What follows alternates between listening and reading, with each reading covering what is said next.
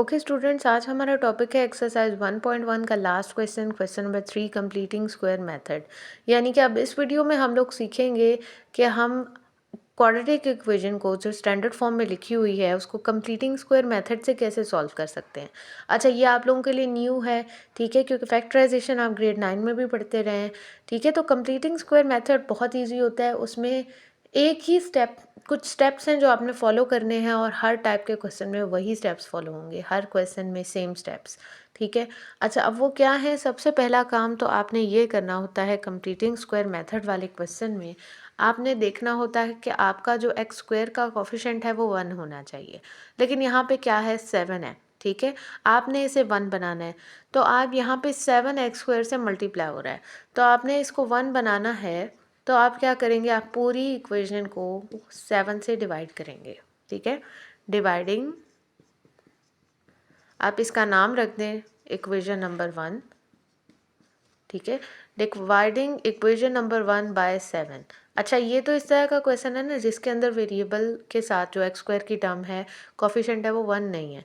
जो 1 वाले, जिनमें 1 होगा उसमें और मेथड होगा, यानी कि पहला स्टेप चेंज हो जाएगा, इसमें ये वाला स्टेप लाजमी करना है आपने, ठीक है। 7x² divided by 7 plus 2x divided by 7 minus 1 by 7 is equal to 0 by 7, ठीक है। अच्छा, तो अब ये डिवाइड होके कैंसिल हो जाएगा, x² plus 2 by 7x minus 1 by 7 is equal to 0। 0 को किसी भी नंबर से डिवाइड करो 0 ही आता है। अच्छा, अब आप लोग कहेंगे यहाँ 7 आ गया, उसका कोई प्रॉब्लम नहीं है, यहाँ पे नहीं होना चाहिए, ठीक है। अच्छा, अब नेक्स्ट स्टेप क्या है जो हर क्वेश्चन में फॉलो किया जाएगा, वो वाला स्टेप, वो स्टेप ये है, सबसे पहला स्टेप ये होगा जब कोफिशिएंट 1 होगा कि आपने कांस्टेंट टर्म को दूसरी साइड पे शिफ्ट करना है, ठीक है। ये आपका स्टेप 2 है। x² plus 2 by 7x is equal to 1 by 7, यहाँ पे माइनस था, इधर आके प्लस हो गया। अच्छा, अब इससे अगला स्टेप, ये हर क्वेश्चन में, कंप्लीटिंग स्क्वायर के क्वेश्चन में ऐसे ही होगा। अगला क्वेश्चन, मतलब अगला स्टेप क्या है इसके अंदर, अगला स्टेप ये है कि जो एक्स कह रही हूँ मैं, एक्स स्क्वायर नहीं कह रही, एक्स का जो कोफिशिएंट है उसको आपने 1/2 से मल्टीप्लाई करना है, ठीक है। ये रफ में आपकी वर्किंग है कि x का जो कोफिशिएंट है उसको 1/2 से आपने मल्टीप्लाई कर देना है। क्या आएगा, कैंसिल हो जाएगा 2, 1/7 आ गया, ठीक है, मल्टीप्लाई करने के बाद। अब इसमें तो कैंसिल हो गया है, कुछ क्वेश्चन होंगे इनमें कैंसिल नहीं होगा, आप डायरेक्ट मल्टीप्लाई कर देंगे, न्यूमरेटर को न्यूमरेटर से, डिनोमिनेटर को डिनोमिनेटर से, ठीक है। अब ये जो 1/7 आया है, ठीक है, कोफिशिएंट को, x के कोफिशिएंट को 1/2 से मल्टीप्लाई करने के बाद उसको आपने दोनों साइड्स पे ऐड करना है, ठीक है। एडिंग 1/7 ऑन बोथ साइड्स, ठीक है। x² प्लस 2/7x प्लस 1 अच्छा, सिर्फ जो आंसर आपके पास मल्टीप्लाई करने के बाद आया है सिर्फ उससे नहीं ऐड करना, उसके स्क्वायर को ऐड करना है आपने दोनों साइड्स पे।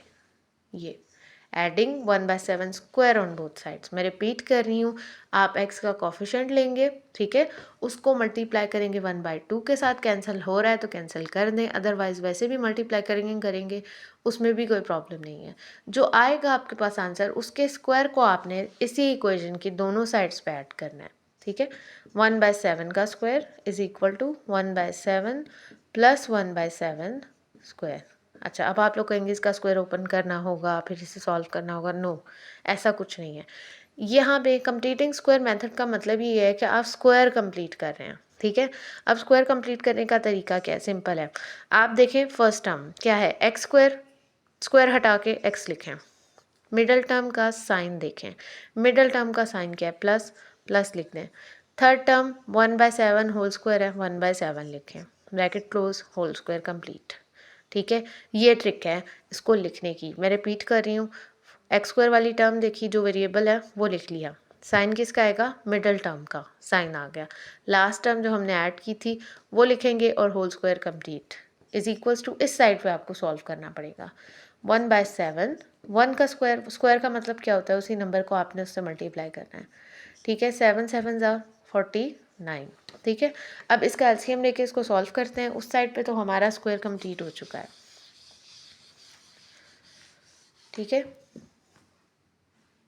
उस साइड पे हमारा स्क्वायर कंप्लीट हो गया, वो था x plus 1/7 whole square is equal to, अच्छा इनका हमें एलसीएम लेना पड़ेगा, 7 और 49 का एलसीएम आपके पास 49 आ जाएगा।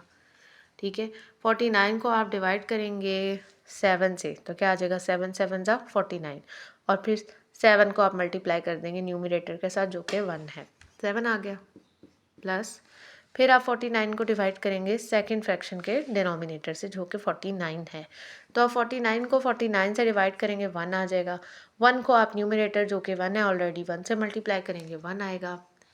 ठीक है, ये आ गया x plus 1/7 whole square is equal to 8/49। अब आपको तो x की वैल्यू चाहिए, आपको ये स्क्वायर नहीं चाहिए जो ऊपर बना हुआ है। आप क्या करेंगे, दोनों साइड्स पे स्क्वायर रूट ले लेंगे, टेकिंग, अच्छा कुछ स्टूडेंट्स पूछते हैं अच्छा हम ये स्टेटमेंट्स ना लिखें, तो उसका कोई प्रॉब्लम नहीं है, ना लिखें मार्क्स नहीं कटते। Taking square root on both sides, x plus 1/7 whole square is equal to square root of 8/49। ठीक है, तो आप जब इसका स्क्वायर रूट लेंगे ये कैंसिल हो जाएगा क्योंकि स्क्वायर स्क्वायर रूट को कैंसिल कर देता है। x प्लस 1/7, अच्छा 8 पे स्क्वायर रूट, 49 का स्क्वायर रूट लेंगे आप, क्योंकि स्क्वायर रूट की प्रॉपर्टी होती है 9th ग्रेड में आप लोग पढ़ चुके हैं कि आप फ्रैक्शन में उन्हें न्यूमरेटर पे अलग डिनोमिनेटर पे अलग ले सकते हैं।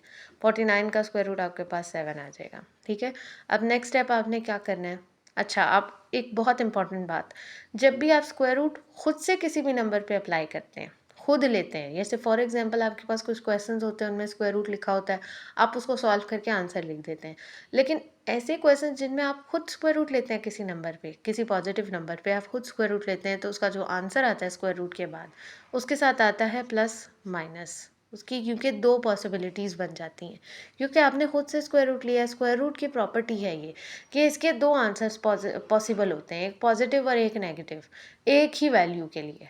ठीक है, इसलिए हम ये लिखते हैं। अच्छा, अब इसको हमने एक बार पॉजिटिव के लिए और एक बार नेगेटिव के लिए सॉल्व करना है। ठीक है, तो अब हम इसे सॉल्व करते हैं।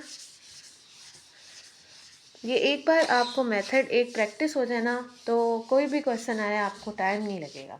ठीक है, ये आ गया x प्लस 1/7, एक बार पॉजिटिव में कह रही थी मैं, एक बार नेगेटिव में, तो एक बार पॉजिटिव में मैंने लिख लिया और एक बार मैंने इसको नेगेटिव में लिख लिया। ठीक है, अच्छा अब ये प्लस हो रहा है, उधर जाके माइनस हो जाएगा ये पूरी फ्रैक्शन।